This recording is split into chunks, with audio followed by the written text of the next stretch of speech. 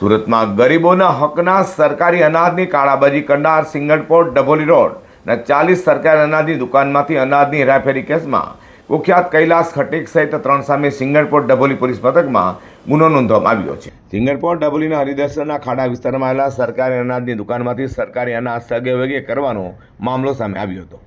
પુરવઠા વિભાગની તપાસ દરમિયાન ટેમ્પોની દુકાનો ઓટલા પરથી અંદાજે 2.35 લાખ રૂપિયાની કિંમતના ઘઉંનો જથ્થો મળી આવ્યો હતો। ટેમ્પોમાં સરકારી અનાજને 126 કટ્ટા ભરવામાં આવ્યું હોવાનું પણ સામે આવ્યું છે। અધિકારીઓ સ્થળ પર પહોંચે તે પહેલાં સંડોવાયેલા લોકો ત્યાંથી ભાગી છૂટ્યા હતા। જાગૃત નાગરિકોની જાણ બાદ સમગ્ર મામલો પ્રકાશમાં આવ્યો હતો। આ મામલે મામલતદાર દ્વારા આશરે 6 મહિના બાદ પોલીસ ફરિયાદ નોંધવામાં આવી છે। કાંતિલાલ વસાવાની ફરિયાદના આધારે દુકાનના સંચાલક હેમલતાબેન અમૃતભાઈ પટેલ, તોલાટ હિમાંશુ લિંબાચિયા અને કૈલાસ ખટીક સામે ગુનો નોંધાયો છે। હાલ પોલીસે ત્રણેય આરોપીઓને ઝડપી પાડવા માટે તપાસ હાથ ધરી છે। ગરીબોના હકના અનાજની કાળાબજારી સામે હવે પોલીસ અને પુરવઠા વિભાગ દ્વારા કડક કાર્યવાહી કરવામાં આવી છે કે નહીં તે જોવું રહ્યું।